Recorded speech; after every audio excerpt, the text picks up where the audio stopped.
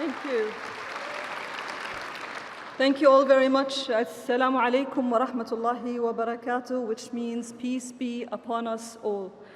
Distinguished faculty, cherished guests, devoted families, dear friends, and to my extraordinary classmates. It is such an honor to stand here with you today on this day of reflection, reckoning, and radiant arrival. There is a quiet truth I have learned on the way to this moment. We are not shaped in moments of certainty, but in moments of choice. Not when the path is clear, but when it is very much clouded with doubt, and yet we walk forward anyway.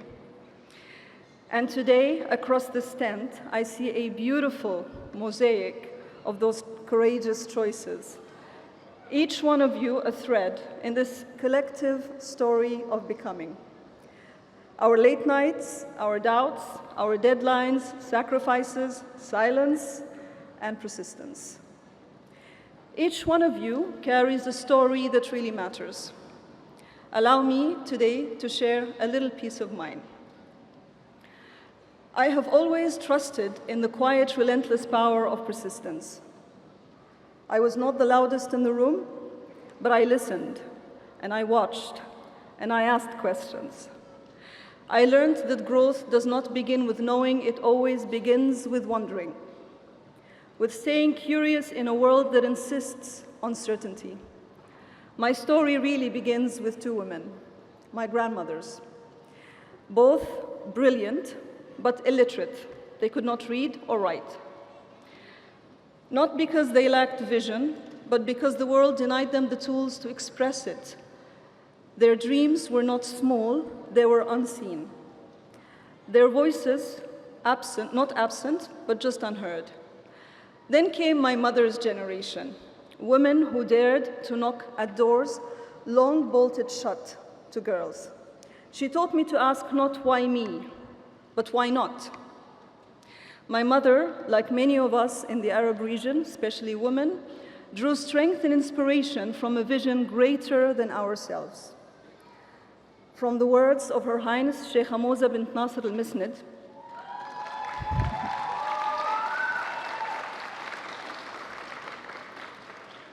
chairperson of Qatar Foundation and a leader whose belief in education reshaped not just nations, but the lives of many communities such as mine.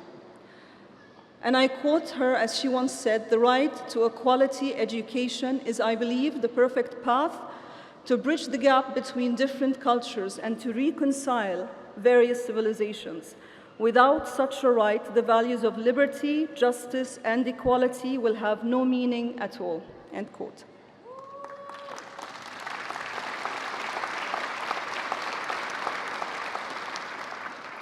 And now, here I am. Because someone once said, "Let her learn." Like many men who are in this tent, my father, a man of quiet rebellion, chose belief over tradition.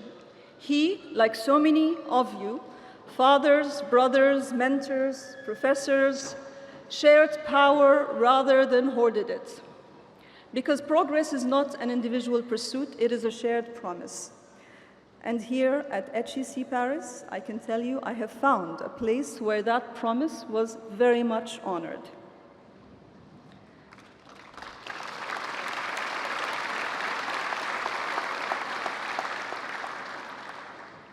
Among very sharp minds, but yet very generous hearts, we asked the very hard questions. We rewrote assumptions, we unlearned and relearned, we rediscovered that leadership does not come from answers, but it comes from the courage to ask the right questions. We learned that strategy matters, but so does stillness. That data matters, but so does intuition. That intellect without empathy is mere calculation. And that at 2 a.m. sometimes leadership is simply asking in the cohort WhatsApp group, "Can someone please explain that corporate finance case again for me?" Because I was nodding in class, but I have no idea what I was nodding about. And you know who I'm talking about.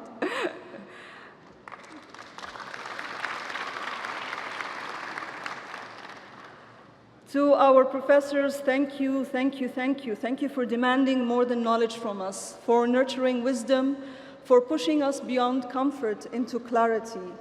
You truly taught us that business without soul is just arithmetic, and that leadership without purpose is merely a performance. To our families, thank you. To our families, our partners, our friends, both present and away, you sacrificed alongside us. You carried our burdens so we could carry our dreams. Thank you.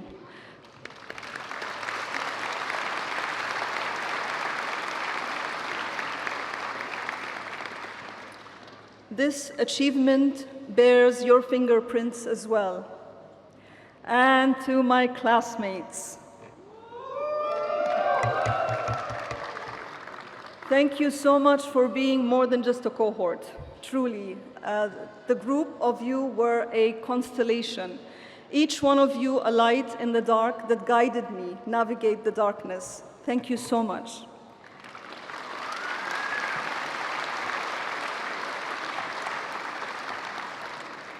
As we step beyond this moment into a world that is aching, a world that is very heavy today with inequality, conflict, and displacement, let us not look away, because we cannot speak of leadership and ignore injustice.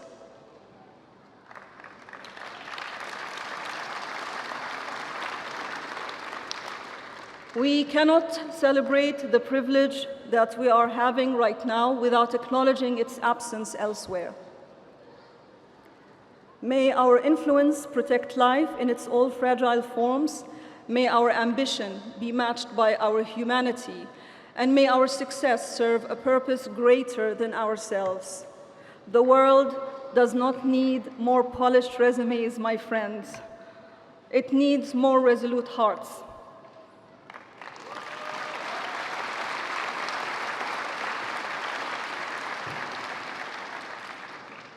It needs more leaders who are guided not only by profit, but by principle.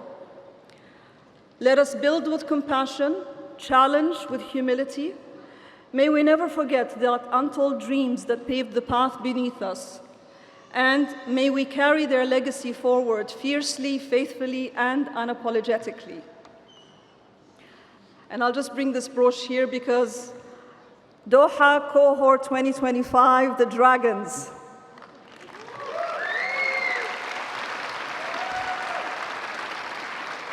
And very much my sisters and brothers from the Riyadh cohort.